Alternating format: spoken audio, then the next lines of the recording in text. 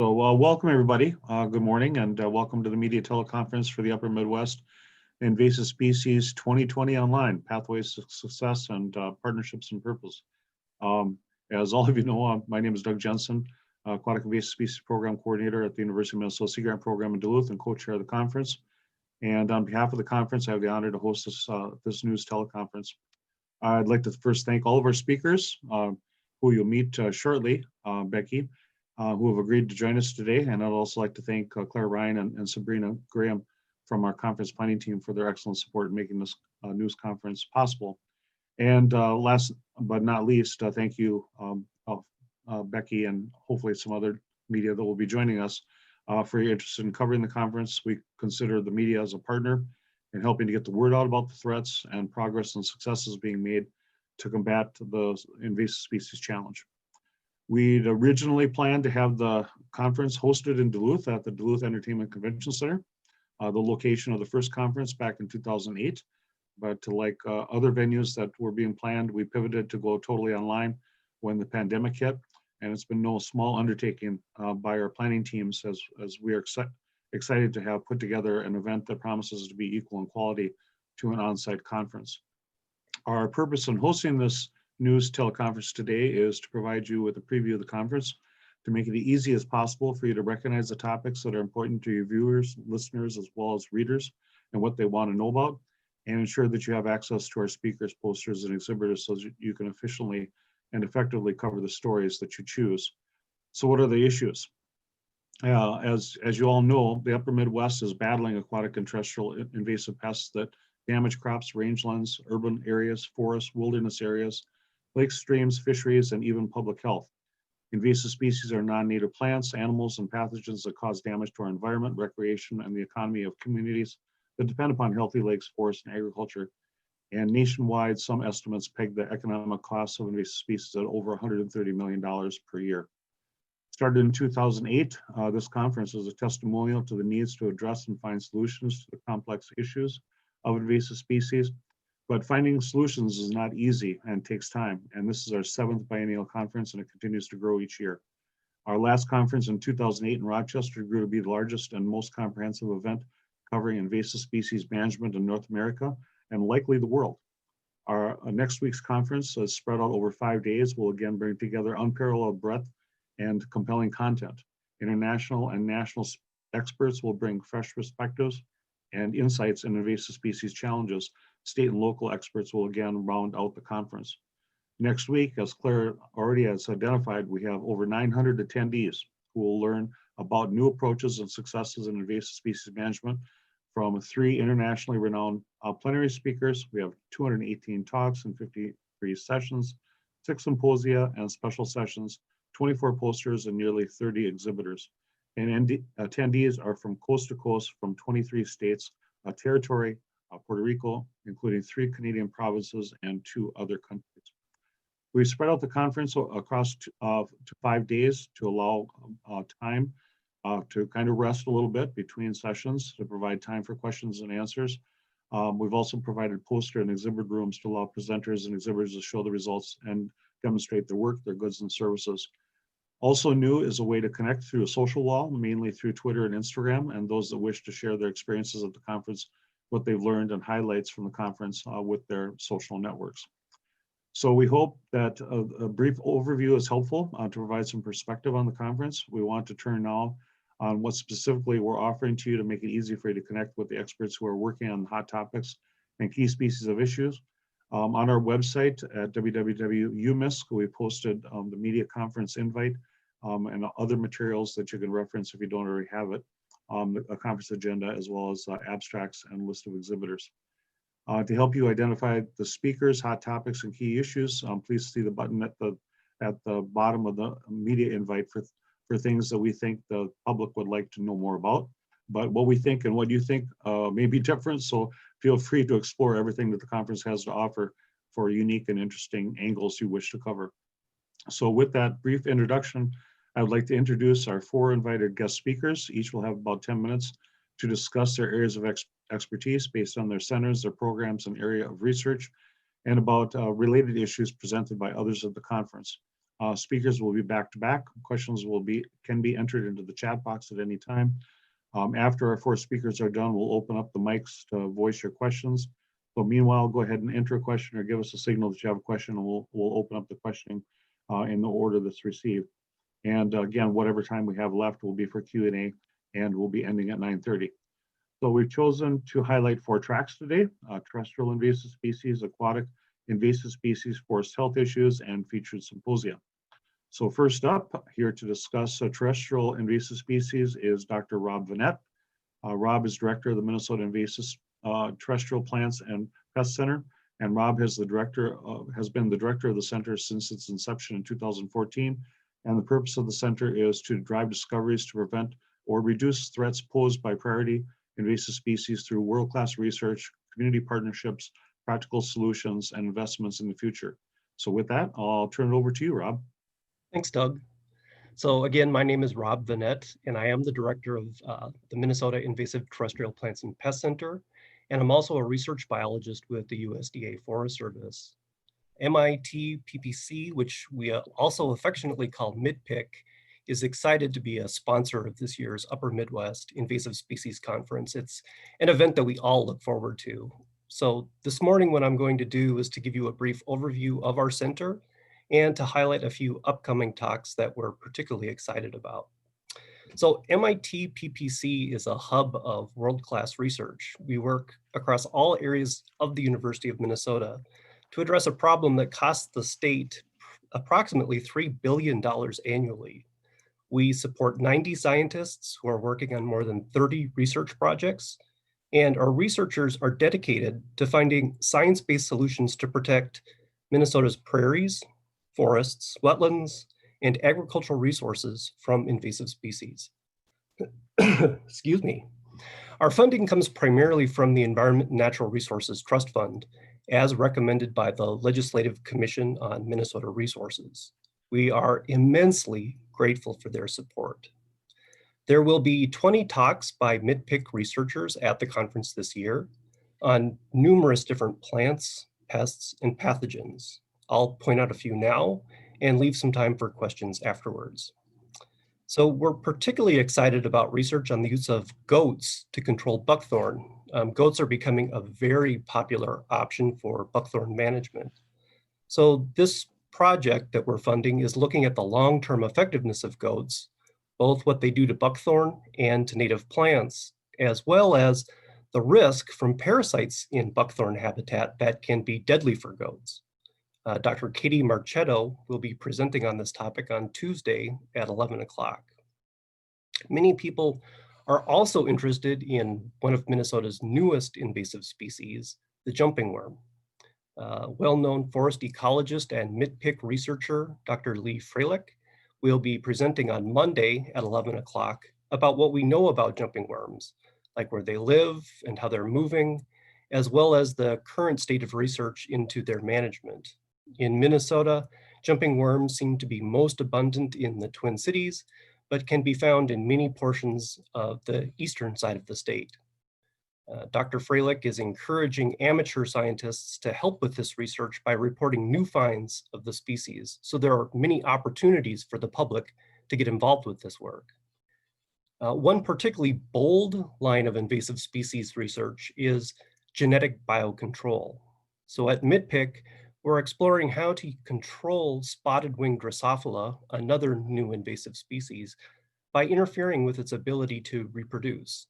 So spotted wing Drosophila has been devastating to berry producers throughout the state, especially our raspberry growers. Researchers are starting with a related fly as a surrogate species and are already making great strides. So if you attend Dr. Mike Szymanski's presentation on Tuesday at 1:30, you'll learn more from one of the nation's top experts about what the University of Minnesota is doing on this topic. So with that said, I'd want to take just one moment to explain the benefits of our center approach to research.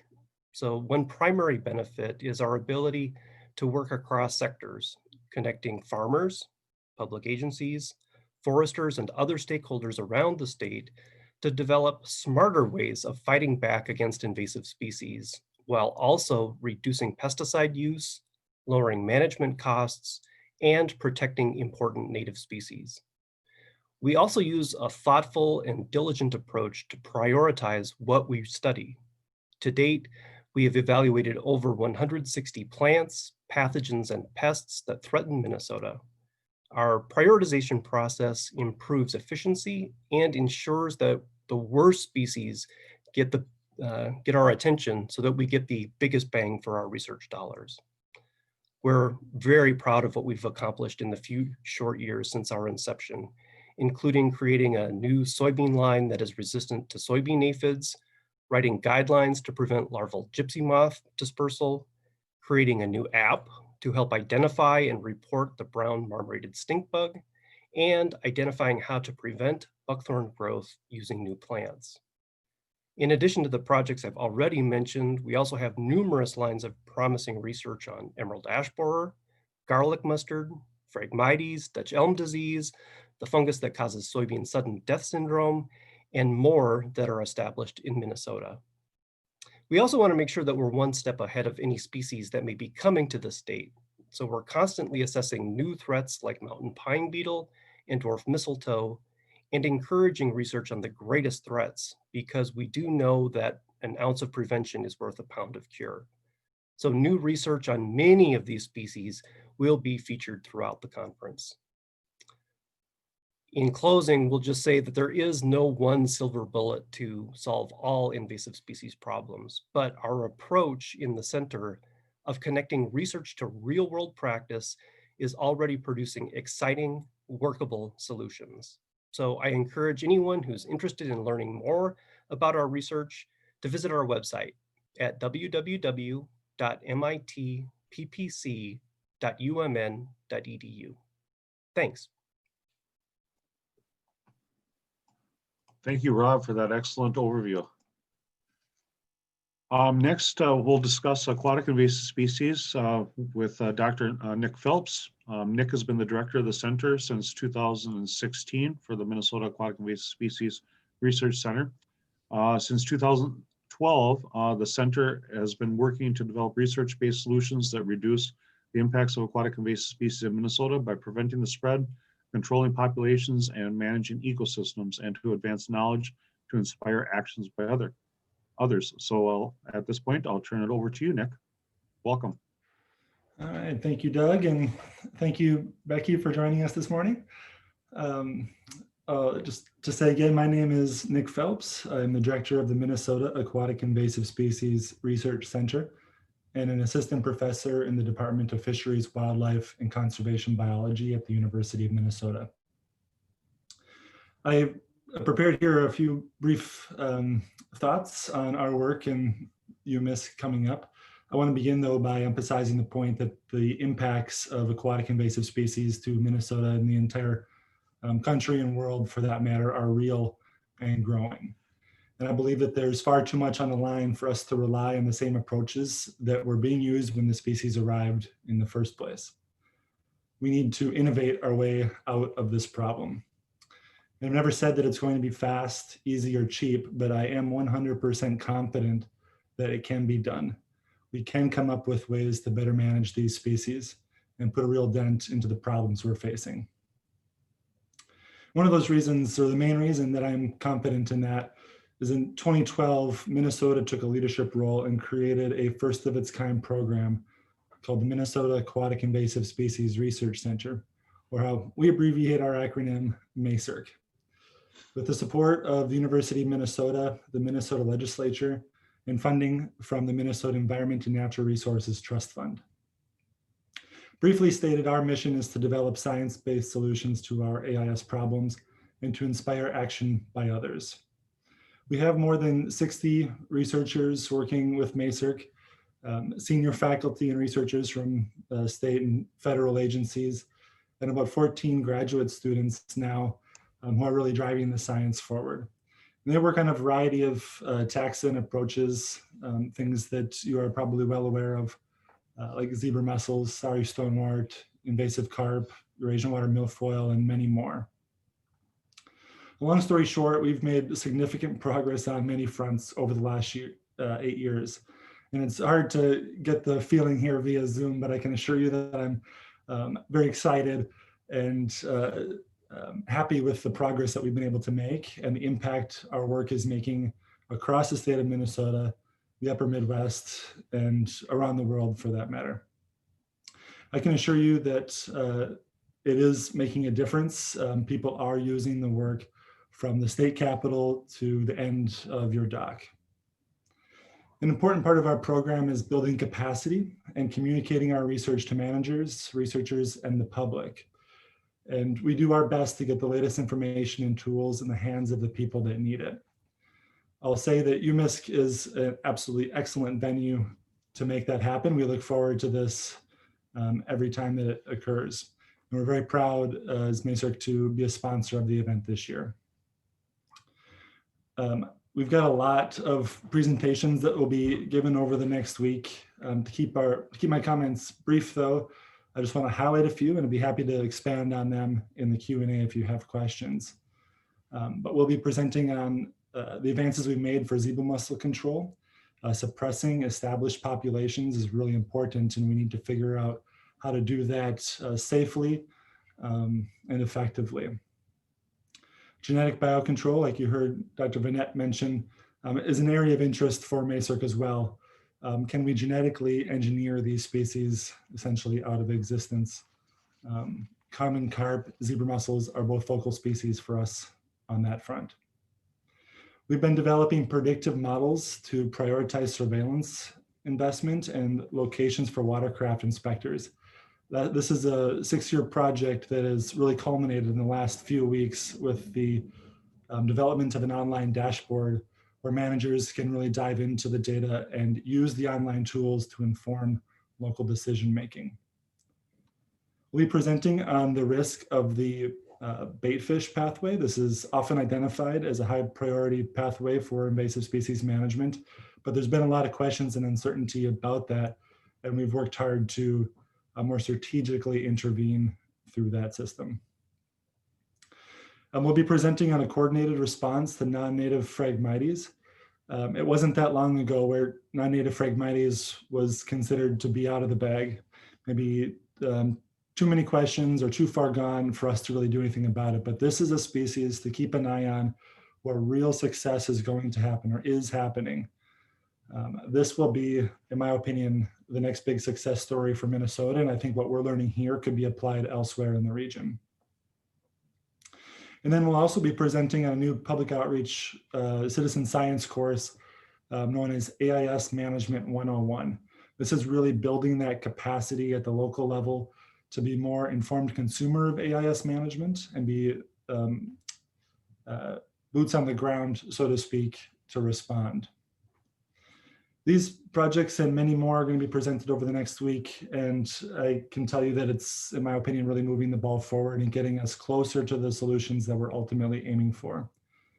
And to end on a positive note, I'll reiterate that although we've got a lot of work to do, I believe that centers like ours and the research capacity and management interest across the region really has us well positioned to make progress and solve some of these problems that we're dealing with.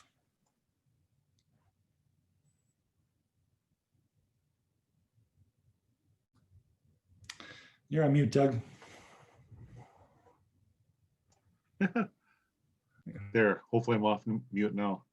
So yeah, thank you very much, Nick, for that great overview. I think Phragmites is one of the top species that is featured at the conference, and it's largely due to MASERC's work on that. So congratulations on bringing that to the forefront of the conference.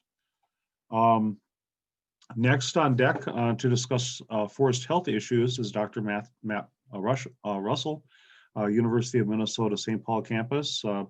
Here, Matthew has been working on invasive species related impacts on forest health, forest analytics, and forest carbon since 2013.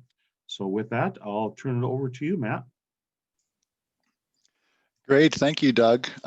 Thanks for the opportunity to speak this morning. It's encouraging and kind of reflecting back about the forest health sessions that we have at the conference, and just the wide diversity that we have is really Really great. What I really love about the forest health sessions at the UMISC conference is it really bridges both researchers and practitioners and all kind of in the same room at the same time, or the same virtual room, I should say. And so the importance of forest health with invasive species is just so important in this day and age. We rely so much on forests, whether it's our urban and community forests that provide shade, reduce energy costs in cities, or whether it's our rural forests that are really the lifeblood of many rural economies and so important to many communities across rural parts of the upper Midwest. We're doing lots of work, lots of researchers doing lots of great work on many forest health challenges that are coming into fruition now. And so forests play such a huge role in providing clean air, clean water, sequestering carbon, all of those roles, and all of those, a lot of our forests are then threatened by many invasive species that we'll be talking at the conference. And so when I look at the conference and when I think about the sessions that are being coordinated, we've got 7 different sessions on different forest health topics. I really kind of think about the past, the present, and the future, and what that means for our forest and our forest health. There is a lot to, we can learn so much from our past, and we have one session that we're calling the legends of forest health. And so these legends might be things that we've known a lot about, things like Dutch elm disease, things like gypsy moth. Even emerald ash borer has been in the upper Midwest for a long time now. And so we might be considering that one that we're still continuing to work on. But I think that speaks so much to the importance of research, continuing to research these forest health problems. Even one of the titles of a session is called 50 Years of Study, and we still have questions about forest health problems. So that's a really great way to summarize the importance of doing research on these important issues related to forest health. In terms of present, we're dealing with a lot of things that have just come online here in the upper Midwest. I think Rob mentioned jumping worms. To date, those worms have been found in the Twin Cities metro area, but we're very concerned if they get into areas that are more heavily forested, and how will that change the composition of the forest understory, which could prevent long-term forests to regenerate to the kind of species that are going to be healthy for the ecosystem. And so that's a present issue that we're really looking at. Emerald ash borer too is still a big concern. There's several talks on the biocontrol efforts, kind of updates from state agencies on that. And there's also a lot of work. What I like is kind of a lot of work being done at larger scales. We like to say that a lot of invasive species management is done locally, but how do we integrate that across larger ownerships? And so many of our lands, our forest lands in the upper Midwest, are owned by public agencies. And so we have 2 presentations, one from the Wisconsin DNR, one from the Minnesota DNR, about statewide efforts to manage and to provide prescriptions for managing ash stands for emerald ash borer. And so we're not talking about just local management here, but we're talking about statewide efforts. And so that's really pleasing that first, those efforts have come to fruition, and both of those states have documents looking at prescribing different forest management treatments to benefit the health of the forest in anticipation of emerald ash borer. And so those are kind of current things, present day challenges with forest health. And then I think to the future, and I'm really impressed with so much of the new technology that's driving how we know what's going to happen to our forests. And so oak wilt, as an example, has been a tree disease that's been a huge problem in the upper Midwest. And we have an entire session. And so many of those topics in those sessions are about new technologies. There are things like using spectral reflectance to better detect problems, unhealthy trees before we see the symptoms with the human eye.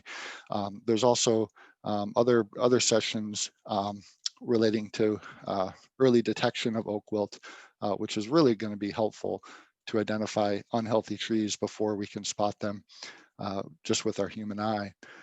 There's also a huge amount of effort going into mapping tools, and that's really a great resource for all of us. And so we rely so much on good data to make these models that go into these maps to better say something about what's the impact going to be, how might these invasive species move throughout different landscapes. And so that's incredibly important as well. And then we're always in the know, and kind of we've got a lot of great sessions on kind of emerging invasive plants that might impact forests. So trees like the tree of heaven, a beetle that might influence fruit trees, Japanese stilt grass. So lots of different kinds of invasive plants and invasive species that might influence our forest. And so when I look back to think about what kind of forest health content there is, it's really great. And I really love that there's kind of this mix of both scientists and practitioners providing presentations and providing conversation around these important issues to better understand how they might influence our forest health.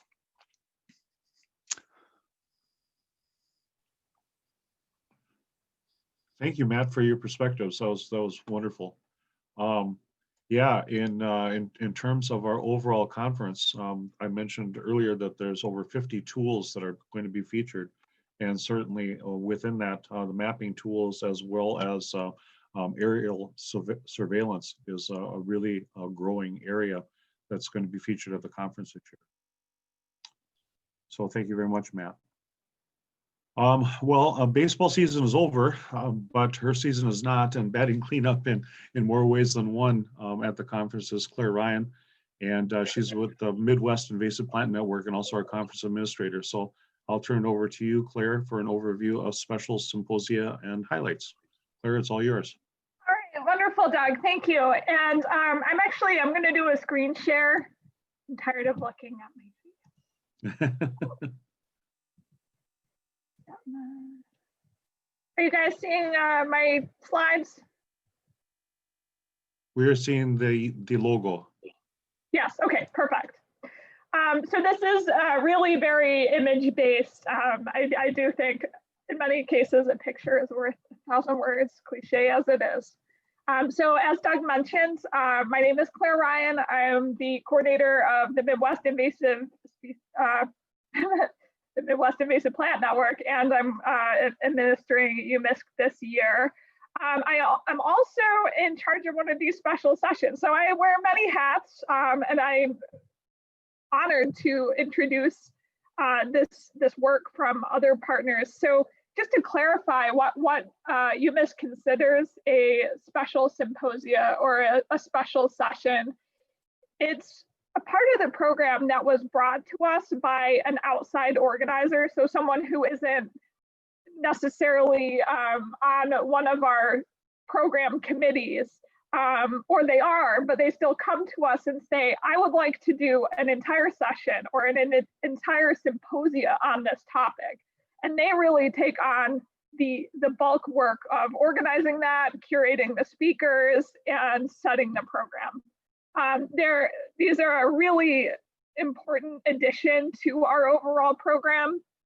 And yeah, I'm just thrilled that we have so many going on this year, and to tell you just a little bit about each of them. So we have a 2-day symposium all about dealing with invasive species during ecological restoration. And this particular symposium was organized by Gina Quirum at Minnesota Department of Natural Resources. It's bringing in speakers with real expertise on ecological restoration issues and innovative ways of managing invasive species, primarily plants, but not exclusively, across different types of ecosystem. I know Rob mentioned the presentation about goat grazing on a more terrestrial type of ecosystem. We also have several presentations dealing with issues of cattail invasion in wetland settings.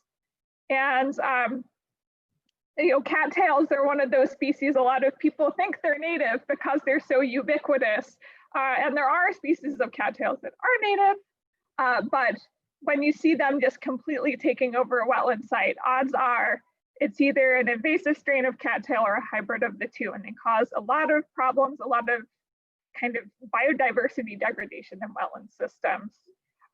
We have talks in this track as well, looking at pollinator impacts or pollinator well-being. That's such a hot topic in the Midwest right now, especially as There are questions about the monarch butterfly potentially being listed as a federal endangered species. Just supporting our pollinator communities from butterflies to bees, hummingbirds, and other taxa is so important, and we need our ecological restoration work to support that. So it's very important that invasive species management work going on in restoration projects does not compromise the health of our pollinators. So I'm really looking forward. I'm going to be in a lot of these talks, and I'm looking forward to that.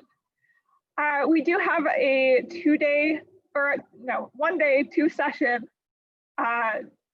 symposium on phragmites. I think Nick had mentioned this is one of those species that unfortunately is iconic in a way and very recognizable along the shores of our Great Lakes because it has just been so successful at colonizing near shore areas. The Great Lakes Phragmites Collaborative is organized by the Great Lakes Commission, and it is the first invasive species collaborative to be funded through GLRI, the Great Lakes Restoration Initiative, the federal program to support the health of our Great Lakes. They're going to be covering a lot of the kind of topics that have already been discussed in this press conference. So I think people have mentioned innovative technologies to detect the bounds of populations, genetic research to better understand if or how non-native strains of Phragmites are exchanging genetic material with native populations, because we do have native strains of Phragmites australis, but they do not behave like what you see in the picture. They play well with other species. And the second part of this symposium is going to be focused on adaptive management, particularly the collaborative's Phragmites adaptive management framework.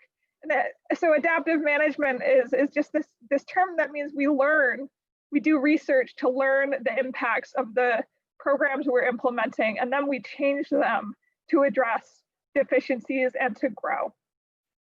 And I think this is a real benefit to the conference as well. Now to talk about a more recent Great Lakes Restoration Initiative funded collaborative, and in full disclosure, this is the one I'm in charge of, the woody invasives of the Great Lakes Collaborative. So this picture is at a local forest preserve, and you can see on the left side there, the understory of this kind of urban area forest is completely choked. That is all non-native bush honeysuckle and buckthorn primarily. And when our forests experience health issues such as emerald ash borer destroying so many of the canopy trees, and you have this in the understory, it's absolutely impossible for that forest to regenerate. And in terms of the Great Lakes health, most of the watershed of the Great Lakes is forested. So when you have this upland from your lakes, it's hard to have healthy water or healthy ecosystems at all.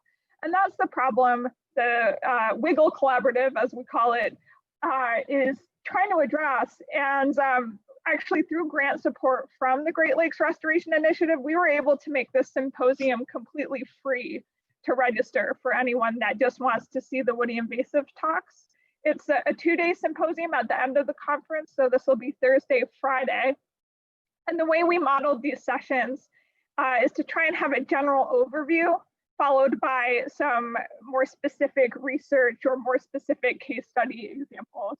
And just one example of that, our second session in this symposium or summit is going to be looking at how species biology impacts management decisions. So our introduction will be given by Lauren Pyle, who is with USDA Forest Service, really just giving a general overview of the adaptations these woody invasive species have that make them so successful at doing this kind of thing you see in the picture. And then we will have several researchers looking at specific species and how they particularly are adapted to succeed. Dr. Teresa Cully from Cincinnati University is going to be talking about her work addressing calorie pair, which is in the Great Lakes is sort of an early detection invader, but as climate change progresses, we're expecting it to be seen more and more. And it's a real management challenge. So that'll be an excellent talk. All right. We also have a special set of workshop and 2 sessions on diversity, equity, inclusion, and justice in conservation fields of work. So there's no denying the upper Midwest was really rocked this year by the current events, first earlier in the summer in Minneapolis, and then a little bit later in the year in Kenosha, Wisconsin.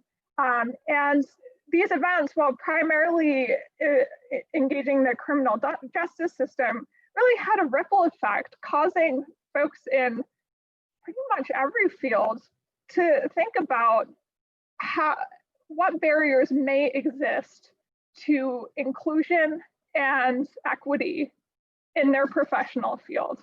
And that's what we're trying to dig into and start a conversation with the special sessions as part of this conference. And these were primarily developed by MIPN, the Midwest Invasive Plant Network, but with the full support of the executive committee of the conference, which was very important. And I'll highlight for this set of sessions the workshop that's being given on Wednesday morning. Our presenter for that workshop is Parker McMillan Bushman, and she's really the absolute perfect workshop leader for the UMISC audience, because in addition to her work with her company called Eco Inclusive, she is also a university extension educator. She's the director of extension for the city of Denver, Colorado, and for the Denver County as well with Colorado State University. So she's absolutely expert at speaking to a diverse audience and making those connections between research and practice, which is really where a lot of our attendees are at. And I do just want to talk about 3 other special sessions. These are just single sessions, but they are an amazing addition to our program. I think other speakers have mentioned already, we have a lot of presentations and one special session looking at genetic biocontrol. So this is essentially genetic modification to make a species, either to engineer a control for that species or engineer the species itself in some way to make it more manageable. And it's really cutting edge. I mean, the developers of CRISPR, the gene editing tool that is often employed to do genetic biocontrol, you know, they just won the Nobel Prize in chemistry very recently. So this is, in some ways, every presentation in that session is building off that work. We have another session on climate adaptive management. This one was organized by the Northeastern Climate Adaptation Science Center, particularly by Dr. Bethany Bradley, who's out of the University of Massachusetts at Amherst. And it's essentially looking at what we know about climate change and how it impacts invasive species versus native species, and how we need to adapt our ways of thinking and ways of managing to address climate change. And then the third I wanted to highlight, and this is the last, is a session on ballast water science and policy. This session is being sponsored by the Duluth Seaway Port Authority. And many of the speakers in that session are coming from the Lake Superior Research Institute out of University of Wisconsin Superior. And you know, ballast water is a real vector of aquatic invasive species. into the Great Lakes system and between the Great Lakes. And it's one that's really, really challenging to manage.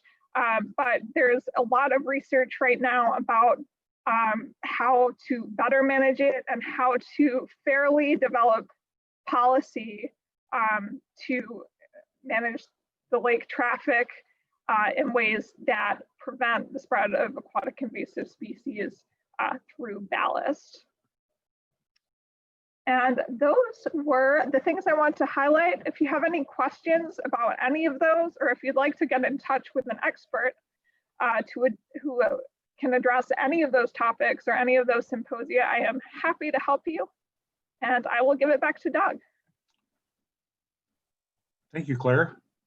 Great overview. Yeah, just to add on to your comments there about the ballast water session, that's a particularly important one here on the Great Lakes. And EPA just announced a couple days ago the new standards that are out for public comment. And we'll have an EPA representative that will be talking about those new standards at the conference. Also, in terms of genetics biocontrol, that's also a huge growth area in terms of the conference and the importance of dealing with invasive species. And there's about 27 presentations that are going to be focusing in on that. And then in terms of climate and phenology, I've identified at least 11 talks, which is the most we've ever had at the UMISC conference. So that's another area in which we've seen a lot of growth. So with that, would like to open up the discussion for any questions. And we have Becky here, seeing if there's anything in the chat. No, I don't see anything in the chat.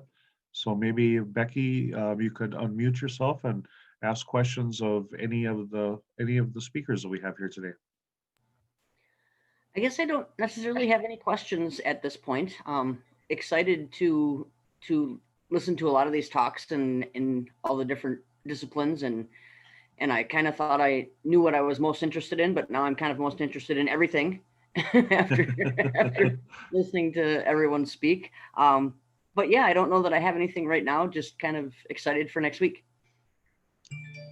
I will say one of the benefits, I mean, there are definitely drawbacks to being online. I think the networking function of a conference, it's not non-existent, but it is a little bit more difficult, especially for folks that aren't kind of at comfort in a virtual space. But one of the benefits is that we're able to record a lot of the material, and we will be able to make it available afterwards to our registrants. So, you know, people write in our conference evaluation every year, I wish I could clone myself and be at 4 different talks at the same time, but it's not possible and it's frustrating. Well, this year, finally, we'll have that ability to, not to clone people, but to make material available after the fact. So if there's something you missed, odds are it'll be available. It won't be immediate because we're gonna have a lot of video files to go through, but eventually we will have those up and available to people, with the exception of a few talks where the speaker has requested that we not share it for various reasons. Sounds great. Well, maybe through the genetics sessions, we'll learn something about how we can clone ourselves, and then we can attend each one of these sessions. Yeah, then our next conference at UMISC, we'll have 2,000 attendees. There you go. There you go. Very good. I know I learned a lot from all of your perspectives about the conference. So thank you for your time and your expertise and identifying the things that you think are important to the conference. Some of you have identified some future work in which you're going to be involved with. We have about 15 minutes left in this session. So if anybody would like to add on to what you've already talked about, we would just kind of like to open up the floor. Where do you see the future for invasive species work?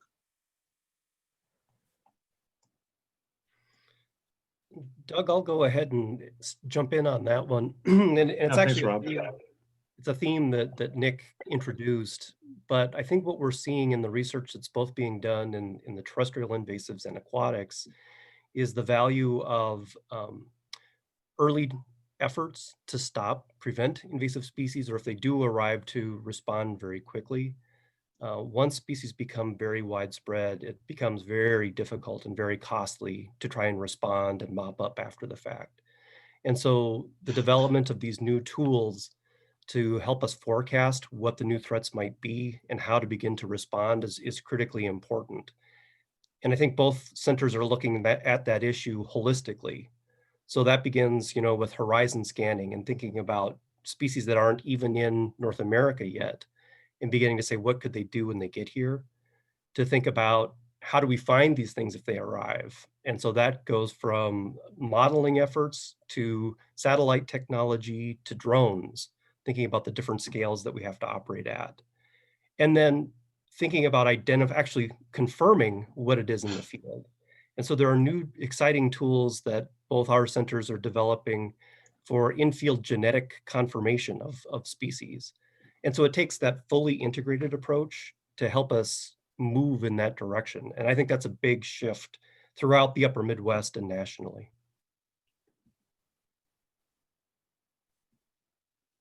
Yeah, excellent.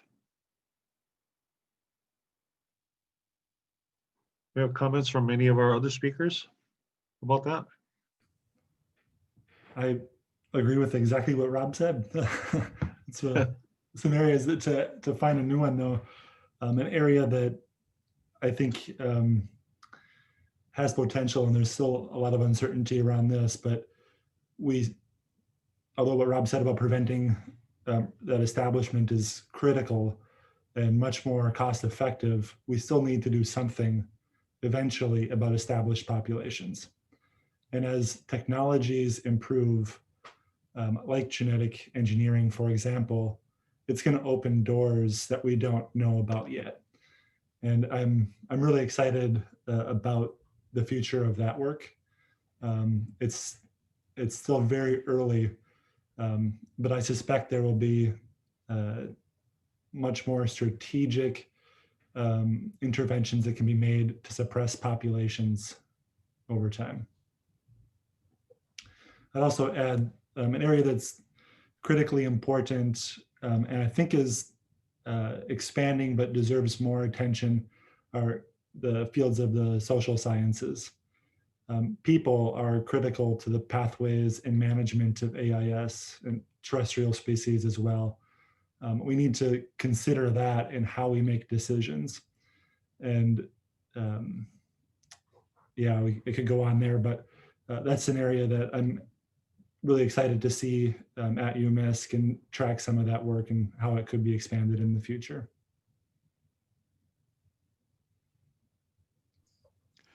Yeah, and I don't have much really to add on top of, I'll still kind of both from Rob and Nick, but just the idea of, these new technologies and how they can help us to identify quickly problems, and in my case, problems with trees and problems with forest health.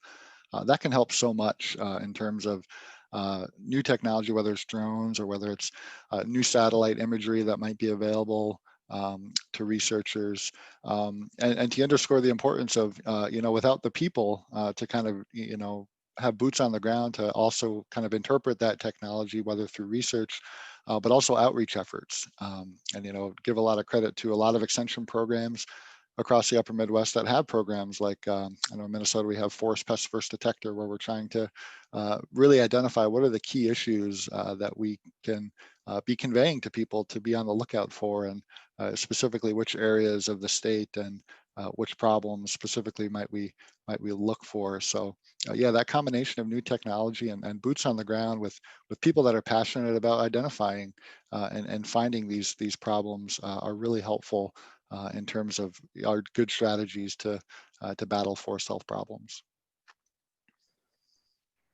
Yeah, and what I would say actually ties really well into what Matt was just talking about with these really vital programs and partnerships to address management issues. So I think we will be seeing more in the future of these very purposeful partnerships to discuss and address management problems, like the Phragmites Collaborative and like the Woody Invasive Collaborative. Now, these two in particular kind of we're focused on addressing species that are already quite widely established, but some of the other GLRI-funded invasive species collaboratives are more focused on what we would call early detection species. So there's a New Zealand month snail collaborative. There's a hydrilla collaborative, which hydrilla is one of those species that's quite patchy, is very well established in certain waterways. That's an aquatic plant, but it is not, and people are on high alert for that species in other waterways, all in the upper Midwest or the greater Midwest. And there's several other of these collaboratives. I think GLRI, whether or not they're able to fund more collaborative work into the future, we hope so. But if they don't, they've still created this model for bringing people together and helping build those bridges between researchers and practitioners. And I think that's something we will continue to see more of in the future. Yeah, I think what we're hearing here is that a lot of what we have accomplished to address aquatic invasive species has been the result of stakeholder input and partnerships and collaboratives, and a lot of the collaboration is featured at the conference. There's I think 10 or 11 different collaboratives that are being highlighted around different topic areas and also around different species as well. So that's great. And also the emphasis on the sort of the nexus of the social science with the natural resource science is a really important area. And we're seeing definite growth in that as well. And the conference has almost 40 different presentations that have identified outreach as an important aspect of their work. And so getting that word out to the public is incredibly important to demonstrate those successes, that those investments that we're making, as each of our speakers have talked about here, are making a difference in terms of addressing the invasive species challenge. Still have a few minutes here. So I was wondering if, with the growth in terms of climate change and the interest in studying climate change, how are you seeing that maybe in terms of the potential impacts on invasive species? It has been said that next to climate change, invasive species is one of the greatest challenges that are facing on a global scale our ecosystems. And how do you folks see that intersection manifesting itself? So Doug, in the terrestrial invasive species space, that's a really important issue for us. So for most plants and pathogens and pests, climate really plays a critical part of where they occur and how abundant they are and what their damage potential can be. And so what we're finding in some of our initial climate work is that climate change poses a real mixed bag. In some cases, climate change is creating new opportunities for species to begin to arrive in Minnesota and make it through what we think of as a historic Minnesota winter, if we have those anymore. But in other cases, ironically, there are places that are becoming too warm. And so we actually expect some invasives to begin to dissipate from the landscape. What we're learning, though, is that it's incredibly complicated to forecast these things with reliability. And so having boots on the ground to actually confirm that some of these predictions are happening is just vitally important. And I'll just add on top of Rob's comments, so many of the invasive species that we deal with in forest health are related to climate and related to phenology. And that's a great area of research that has really exploded in the last decade, is just the phenology, you know, at what time of year do leaves come out, do maple trees flower, and those kinds of things. I think to one session, I know we have one talk in the oak wilt section that's really focused on degree day models. And so how warm must it be for some of the oak wilt beetles that transmit the oak wilt fungus to start being active.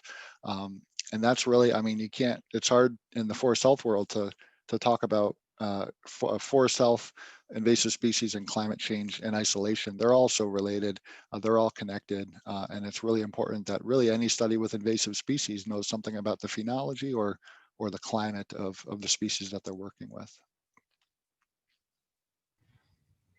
Yeah, I'd echo the emphasis from Rob and Matt. I mean, clearly, if you take two bad problems and put them together, you're probably going to get a worse problem. The challenges that we have in the aquatic systems are even more difficult than the terrestrial. We don't have good, and I'll admit that the aquatics crowd is a little further behind on understanding the impacts and future trends. We don't have degree days. We measure things by air temperature.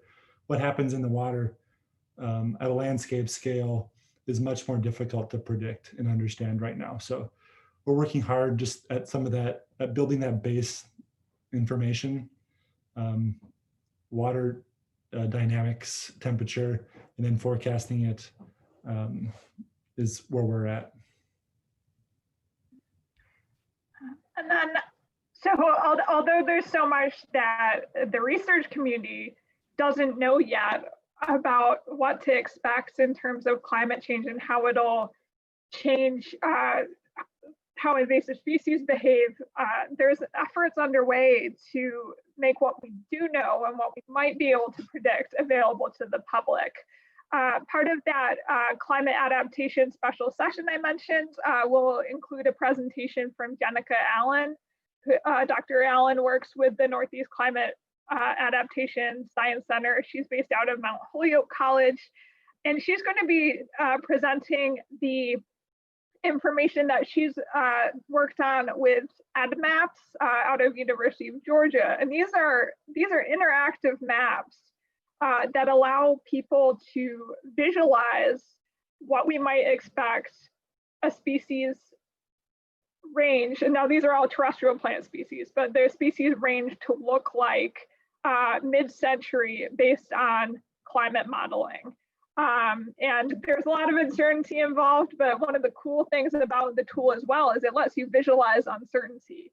So if you want all the models to agree that on what this species range is going to look like in 50 years, you can set it that way. Or if you're interested in all the possibilities, depending on model variations, you can set it that way too. And in the Wiggle Summit, in the introductory session on Thursday morning, I will actually be doing a demo of some of Dr. Allen's maps, taking a look at what we might expect for both range expansion and, as Rob mentioned, contraction for certain species, for some select woody species that we're thinking about.